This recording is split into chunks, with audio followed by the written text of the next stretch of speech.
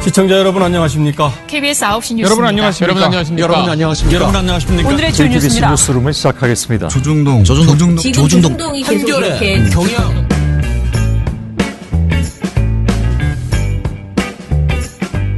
민원연의 미디어 탈곡기 368화를 시작하겠습니다. 예, 안녕하세요. 저는 민원연 김원경 사무처장입니다. 예, 김태욱입니다. 배나은입니다. 이정일입니다. 예, 오늘 이제 금요일입니다. 너무 좋아. 딱 벌써 이틀이라니까 딱딱 금요일이 됐어. 주 2일째. 주 2일째 없나? 그러면 정말 노동할 맛이 날 것 같은데. 노동자로 살고 싶을 것 같은데. 그런 거 있잖아요. 만약에 주 3일을 하면은 연속으로 3일을 일하고 4일을 쉬는 게 낫냐, 아니면은 격일로 월요일 일하고 그런 부지런 고민을 우리가 해야 되는 거야? 저 가끔 그런 생각 해보거든요. 어떤 게 더 좋을까? 주 4일째부터 시행해야 됩니다. 한 이틀 일하고 하루 쉬고 이렇게 저는 판단하겠습니다. 아니야, 연이어 쉬는 게 더 좋은 거야. 그러니까 이게 너무 그러니까요. 이상한 걱정하시네. 그러니까 현실과 상관없더라도 약간 고민해보게 되는 주제 중에 하나예요. 네, 그러니까요. 아유, 참. 근데 역대 금요일 중에 가장 활기찬 오프닝이 아니었나. 그런가요? 민원연의 주성치가 뭔가요? 민원연의 주장, 성명, 치얼스입니다. 주장 성명은 알겠는데 치얼스는 뭔가요? 치얼스는 격려하다라는 뜻인데요. 언론에 대해서 지적만 하는 게 아니라 민원연이 봤을 때 언론 문제가 생긴 곳에 격려가 필요한 곳도 많거든요. 그런 의미에서 치얼스라는 표현을 썼습니다.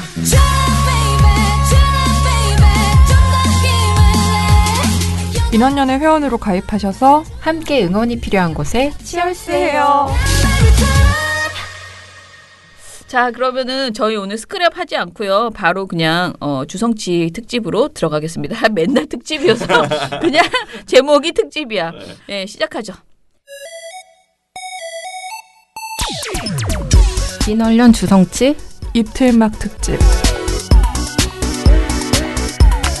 이거는 화가 나는 느낌이 전혀 아닌데요. 전 나시한테 늘 화가 나 있기 때문에 똑같이 말하고. 알겠습니다.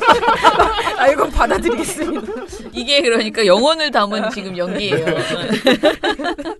자, 저는 이런 말들을 정말 잘 모르거든요. 입틀막, 이것은 아마 입을 틀어막는다라는 것까지. 요건 좀 쉬워요. 그죠? 왜냐면은 정말 모르는 말들도 있거든요. 근데 요 정도는 내가 소화할 수 있습니다. 입을 틀어막았다. 그런 뜻인데, 자, 누가 입을 틀어막았나, 입을 틀어막게 하는 이슈가 무엇인지 얘기를 해주시죠. 네, 지난 20일 세계 드라마 제작 현장을 대상으로 한 고용노동부 특별근로감독 결과가 확정됐다고 합니다. 네. 고용노동부는 지난 2월 드라마 제작 현장 TF 요청에 따라서 3월부터 특별근로감독에 착수해서 스태프 노동자성 인정 여부와 드라마 제작 현장에서의 위법 여부 등을 판단했는데요.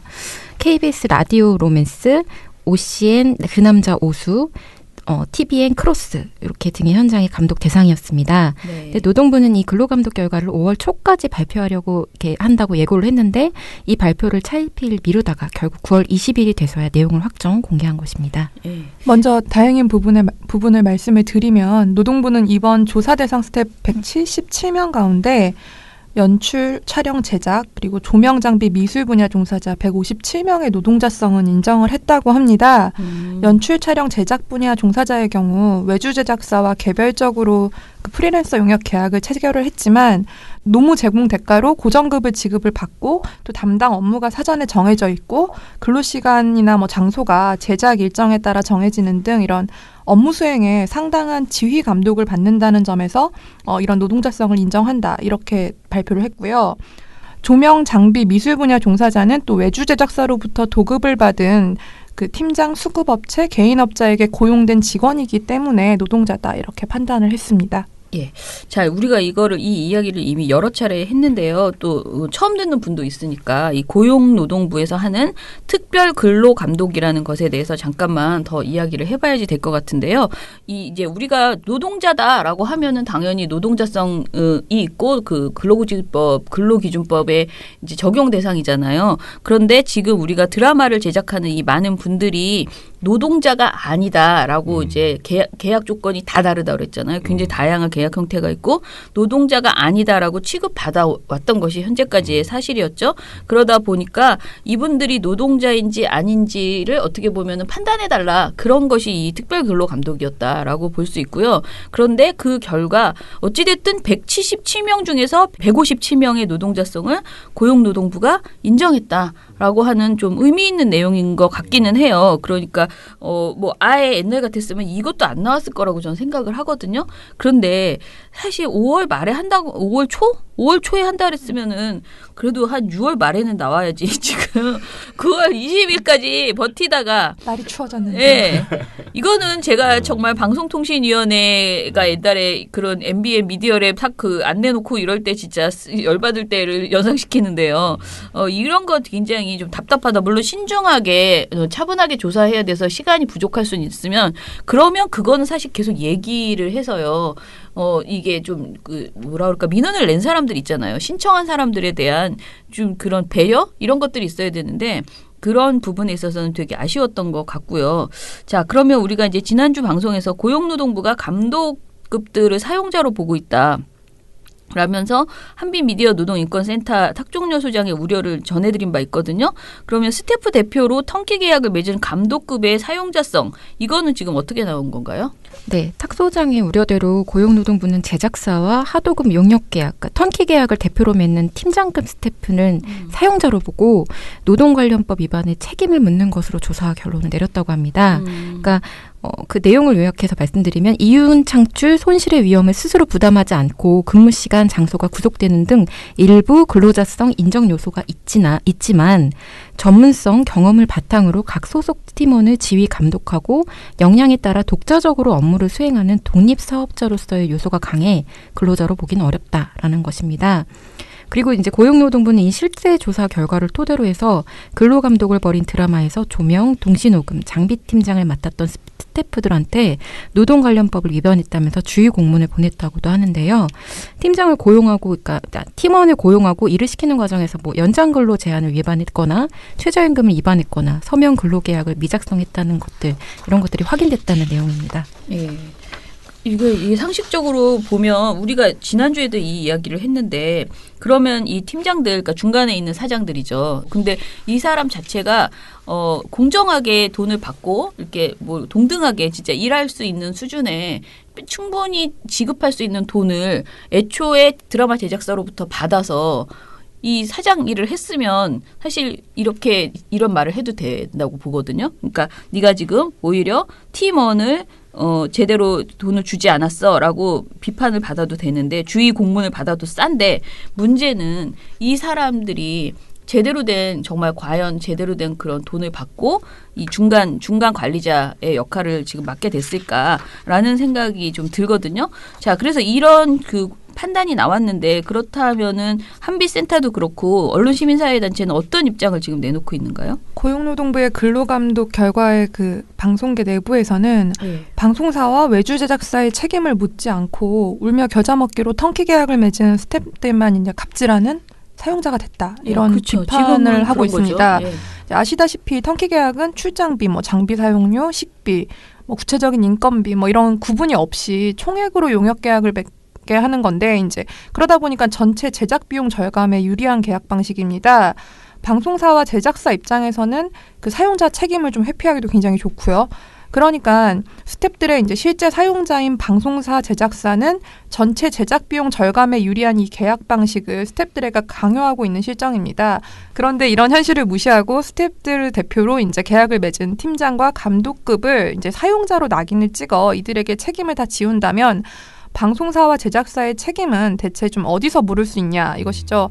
탁종렬 소장 같은 경우는 이 상황에 대해서 예산 증액의 결정 권한은 제작사에 있는데 사용자의 책임은 감독급 스태프들에게 묻는 좀 부당한 상황이다. 이런 입장을 밝혔습니다. 언론 시민단체들은 이런 감독 결과가 최근 일부 제작사를 중심으로 보이고 있는 드라마 제작 관행 개선 움직임에도 좀 찬물을 끼얹을 것이라고 우려하고 있습니다. 지난 방송에서 CJ E&M 계열사인 스튜디오 드래곤이 턴키 계약 대신 스태프와 개별 계약을 맺겠다는 내용의 가이드라인을 만들었다고 저희가 이제 소개를 하면서 그래도 상황이 조금씩 나아지고 있다는 평가를 했었는데요. 네, 근데 이런 고용노동부 근로감독 결과대로라면 앞으로 CJ E&M과 스튜디오 드래곤을 따라서 스태프들과 개별 계약을 맺으려는 제작사가 나오기 어렵게 된 거죠. 그래서 이제 단체들은 고용노동부의 현장의 실태를 제대로 반영한 특별근로감독을 다시 시행하라 이런 요구를 하고 있는데요. 고용노동부는 일단 기존 입장을 고수하고 있는 상황입니다. 근데 방송사와 제작사의 책임을 이제 묻는 제대로 된 규제가 없이 현실적으로 방송 제작 환경 개선이 가능할까요? 저는 좀 어렵다고 생각하는데 정말 방송 제작 현장을 개선하고 싶다면 정부 당국의 의지를 보여줘야 하는데 좀 답답한 상황입니다. 그래서 오늘 특집 이름도 현장의 요구 목소리를 좀 무시하고 있다. 그런 의미에서 입틀막 특집으로 정한 것이고요. 근데 이게 이제 결국은 다 돈 이야기잖아요. 돈을 많이 주고 드라마를 만들어라. 제대로 주고. 그런데 저도 그날 우리 탁종렬 소장 온 날 어떤 얘기가 좀 귀에 쏙 들어왔냐면은 영화판은 달라졌다라는 거잖아요.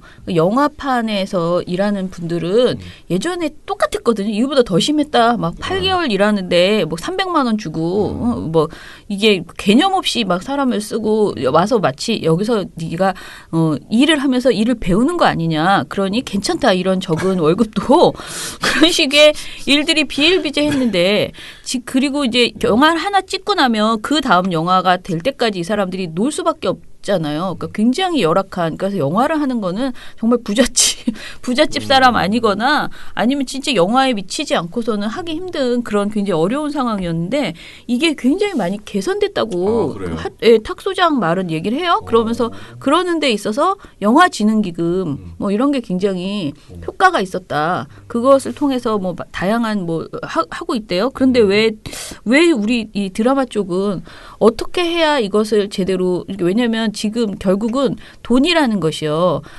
SBS 그러니까 지금 뭐 JTBC나 SBS 이런 방송사가 주거나 아니면 스튜디오 드래곤이나 이렇게 중간에 그 외주 제작사가 주거나 이 두 곳이 책임지고 돈을 줘야 되는데 둘 다 돈이 없다는 소리잖아요. 둘 다 우리는 그렇게 거대한 제작비는 낼 수 없어.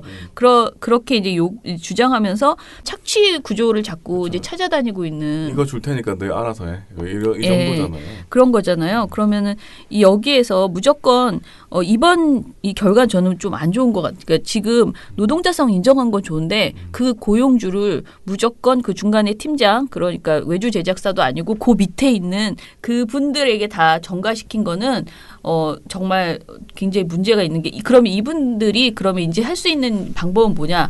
정당한 금액이 아니면 계약을 안 하는 거잖아요. 그런데 일할 사람은 널브러질 그러니까 정말 많을 거 아니에요. 그러면 계속 그런 어떤 경쟁 속에서 점점 제값을 받지 그러니까 정말 둘 중에 하나야. 악덕 고용주가 돼서 그 노동법을 위반하면서 그냥 막 이렇게 가던가 아니면 일을 못 하던가. 아니면 스텝들을 굉장히 작게 꾸려서 좀 아니면 자기 돈을 훨씬 적게. 그러니까 어쩌라는 거야. 이 사업을 할 수가 없어요. 지금 이 상태로는 일을 할 수가 없는 거죠. 그래서 이 방식은 아닌 것 같다라는 것은 확실한 것 같고요. 그렇다면은 이 돈 문제 결국은 계속 돈 얘기인데 돈 문제를 어떻게 할 것인가에 대해서는 좀 고민을 해봐야 되고요. 우리가 이제 방송 기금 같은 거 있잖아요. 여러 가지 그런 뭐 사회적 기금도 좀 생각해 봐야 되지 않을까라는 생각이 들었어요. 그날 그 영화진흥 기금으로 여기에서 어떤 영화를 찍고 쉬고 있는 동안 8개월 동안 교육을 받을 수 있게 해주고 그 교육 기간 동안에 약간의 그 지원금 그러니까 예술인 무슨 지원금처럼 그런 것도 받을 수 있게 하는 그런 제도들이 영화계에는 있다는 거예요. 근데 드라마는 사실 작품이 끝나면 이런 분들은 또 놀게 되는 거잖아요. 비슷하죠. 거의 비슷하잖아요. 근데 이 드라마 쪽에 있는 분들이 사실 영화도 굉장히 좋지만 드라마도 한류에서 뭐 굉장히 의미 있는 그런 존재라고 맨날 하고 일단 우리 국민들이 워낙 드라마 좋아하고 하기 때문에 이 문제를 적극적으로 국민들이 이렇게 알아서 이거 해결하자 이렇게 가지 않으면 드라마가 진짜 제대로 만들어질 수 없다.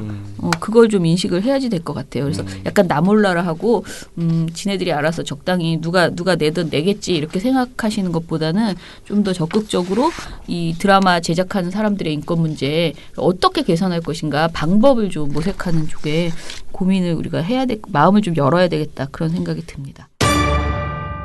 두 번째 이야기인데요. 이거는 저는 정말 모르는 내용이거든요. 그래서 오늘 처음 듣는 소식이에요.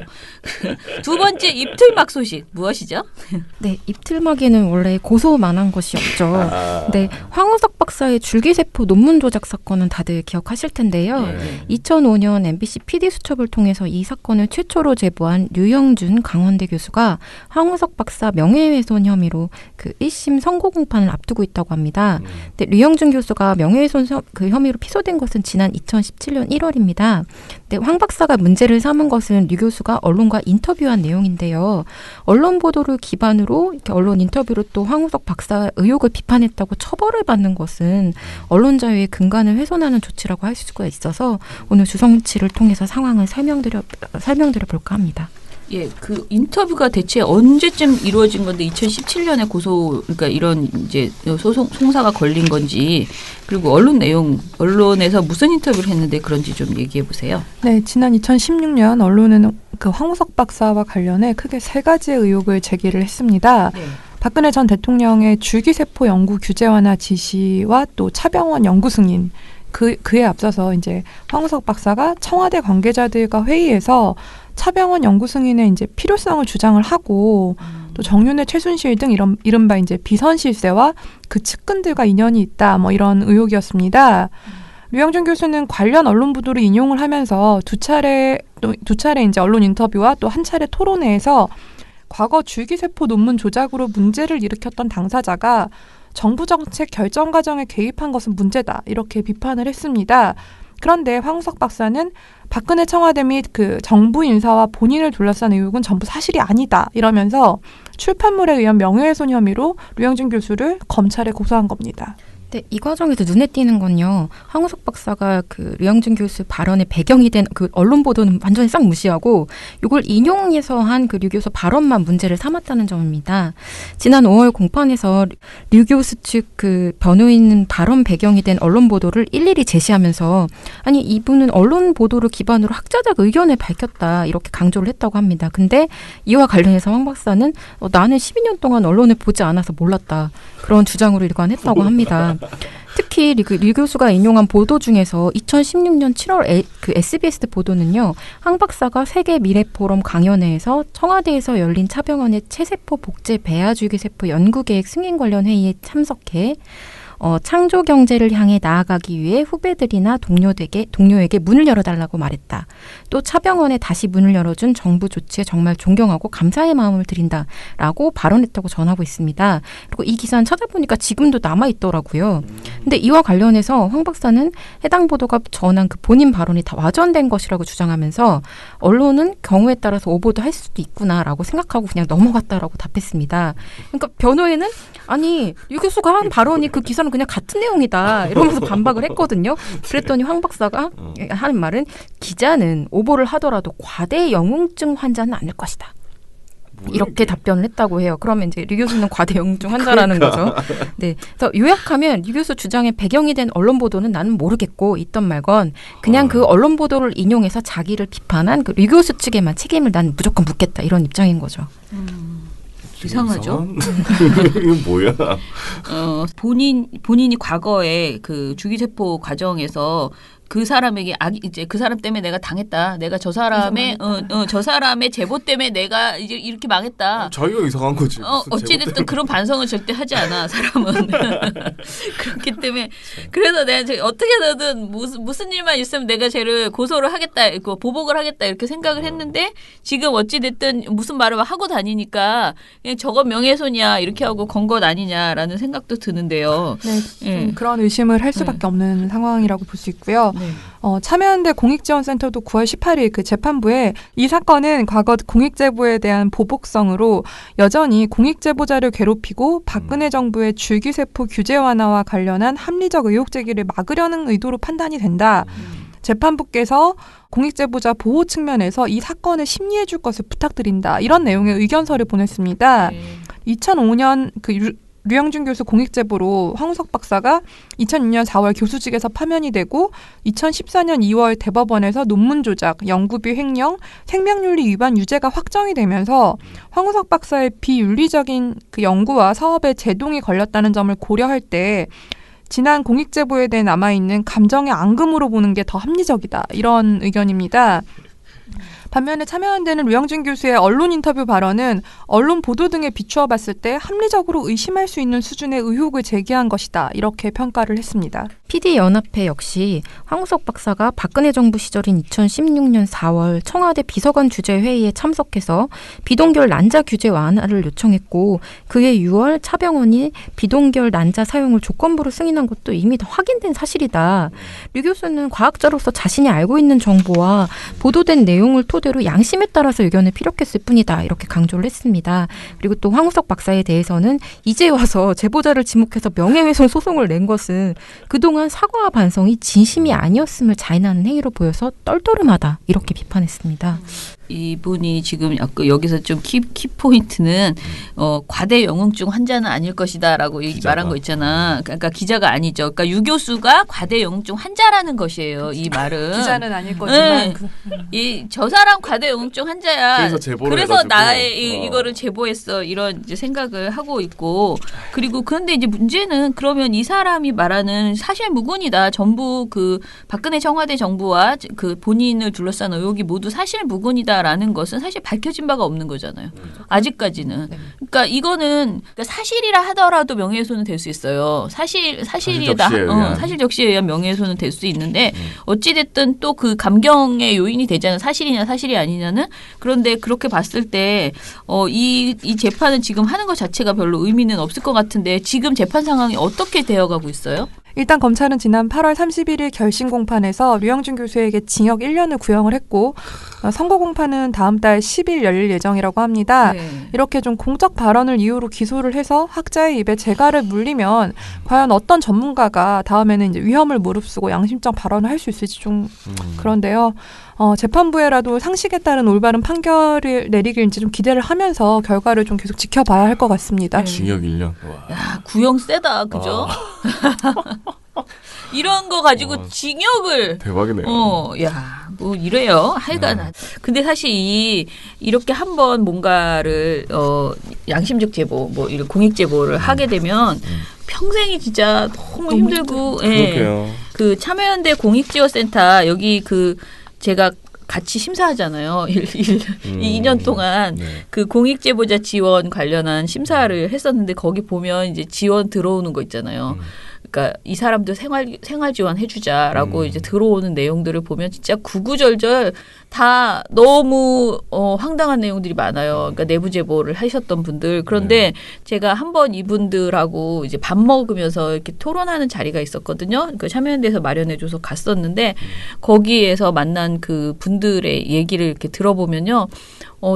너무 고통을 많이 받고요. 특히 가족들로부터 받는 그 어떤 비아냥거림, 뭐 당신만 혼자 정의의 사도냐, 막 너 때문에 우리가 이렇게 고통받고 왜냐하면 회사에서 쫓겨나고 막 그 다음 직장 못 잡고 엄청 고생하세요. 그러면 이제 위축되잖아 사람이. 그래서 다들 그냥 너무너무 기가 죽어 있는 거예요. 그러다가 이런 자리에 와가지고 당신은 공익제보자야. 당신 정말 너무 훌륭하세요. 이걸 막 이렇게 얘기해주고 그 가족들까지 일부러 초대해가지고 상 주는 자리를 일부러 그게 정말 가족에게 그걸 보여주는 게 우리는 의미가 있다고 생각해서 막 같이 저녁을 뷔페 같이 이렇게 같이 먹고 이런 걸 했는데 그러면 너무 고마워하시는 거예요. 그러면서 중간중간에 되게 많이 후회를 했다. 아니야, 눈 감아줄 걸. 내가 그걸 그냥 모른 척 했으면 되는데 내가 왜 그때 뭘 그렇게 혼자서 중불나게 그렇게 뭘 해가지고 사실 이 사람은 진짜 정말 큰일을 한 거잖아요. 그렇죠. 예, 근데 이런 분들에 대해서 이게 재판에서 되게 배려가 돼야지 된다. 그러니까 이 맥락을 이해하고 재판을 해야지 그런 부분들을 좀 고려해서 재판이 나왔으면 좋겠다. 그런 생각이 드네요.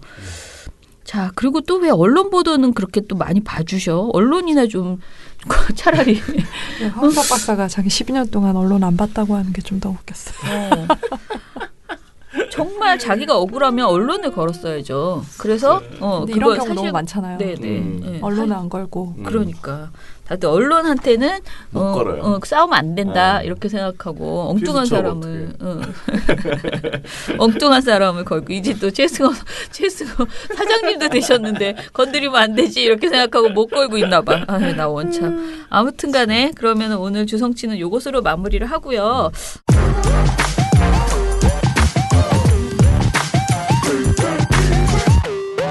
미령곰탱님 어제도 잘 들었습니다. 저는 엄성섭 씨 이야기를 들었을 때 술집 옆 테이블에서 골수 보수 아저씨들이 술 거나하게 마시고 짓거리는 멍멍이 소리인 줄 알았네요. 저건 분명 대통령에 대한 인격 모독 아닌가요? 라고 하셨습니다. 그리고 이런 것을 써야 하는 보고서로 써야 하는 민원연 지몬미라고 하셨고요. 그리고 또 밑에 조선일보 계열인 스포츠조선에서 참 더럽게 썼더군요. 주연들이 잘못한 게 아닌데 굳이 제목에 왜 주연 배우 이름을 넣는지라고 해서 기사 하나를 올려주셨어요. 근로시간 위반 고발, 차태현 배두나 최고의 이혼, 스태프 인권 침해 논란 이렇게 했는데요. 이제 굳이 여기에 제목 배우 이름이 제목에 이렇게 들어간 것에 대해서 지적을 하신 것 같아요. 자 그리고 어뷰징이죠. 뭐. 네. 그렇죠. 이런 거 안 넣으면은 한빛 이런 거 넣어가지고 하면은 사람들이 안 볼까봐 굳이 배두나와 이 차태현 사진을 이렇게 집어 넣어가지고 뽑아낸 거죠. 티에노님. 드디어 이제 저를 건드리기 시작하면서 요즘 제가 티에노님 엄청 구박하거든. 민원연 굿즈를 향한 제 야망을 가로막는 처장님의 구박에 뭔지 알아요? 배나은 활동가의 얼굴을 캐릭터로 해가지고 그 굿즈에 크게 옷에, 가슴에 딱 박아달라고 했거든요. 소송 걸 겁니다. 그거 안 한다 그랬더니 그 다음에는 배나은 부녀회장 이렇게 배에 글씨를 써달라고 또 하셨거든요. 그래서 혼자 만들어 입으라 그랬더니 지금 저한테 이렇게 말하는 거야. 너무 재밌어. 자 그러면서 영화 안시성준 양만춘이 그러지요. 넌 이길 수 있을 때만 싸우냐.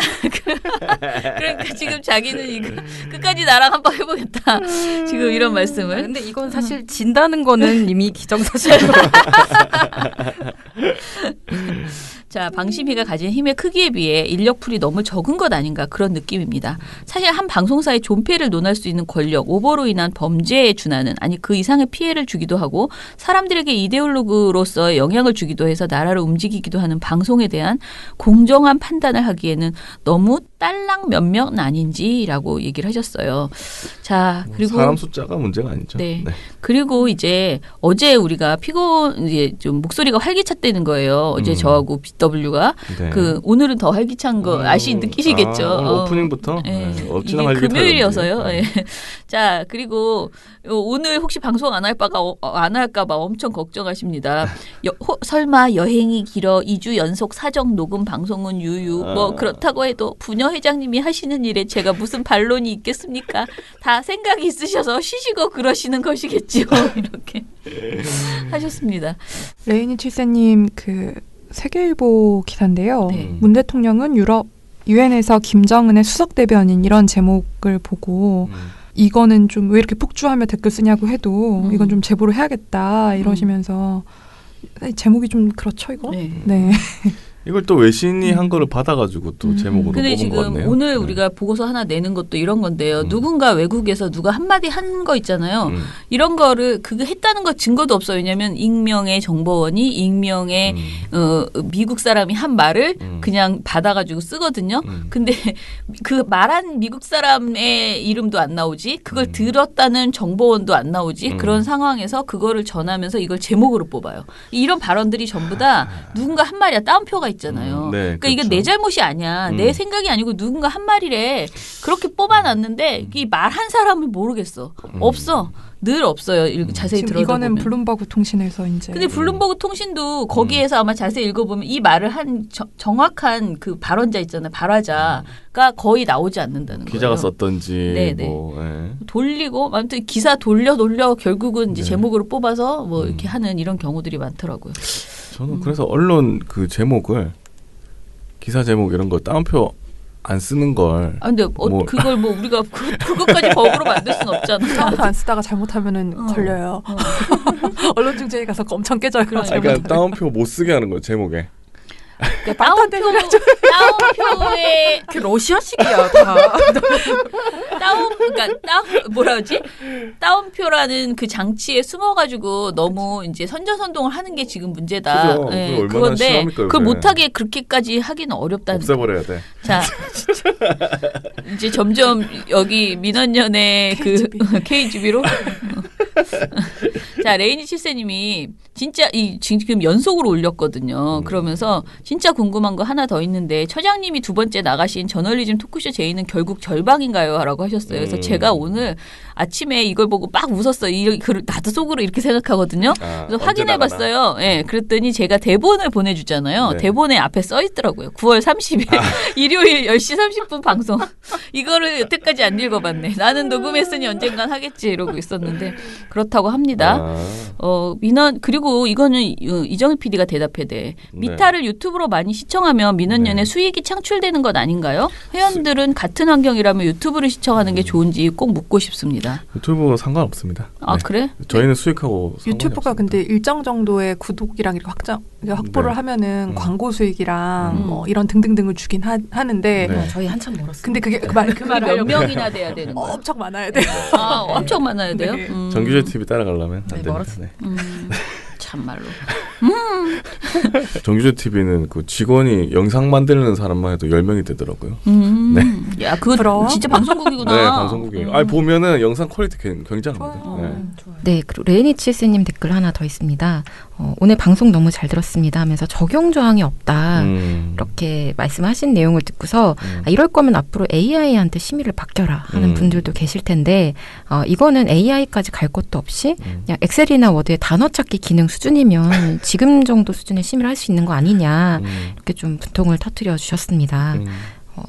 그리고 엄성섭 앵커는 앞으로 개인 방송이나 했으면 좋겠다 뭐 이런 바람을 적어주셨는데요. 장담하는데 엄앵커는 진짜 아이돌 인기가 뭔지 모르는 게 확실하다. 제가 가서 설명을 좀 해줘야겠다. 네, 티타임 부탁드리겠습니다. 네.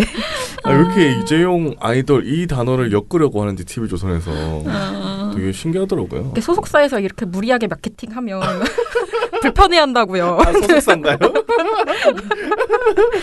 네. 진짜 웃기다. 네. 아 그러네 진짜. 아이돌 수준은 아닌데. 소속사와의 좋은 관계를 유지하기 위해서 그럴 수도 있는 거지.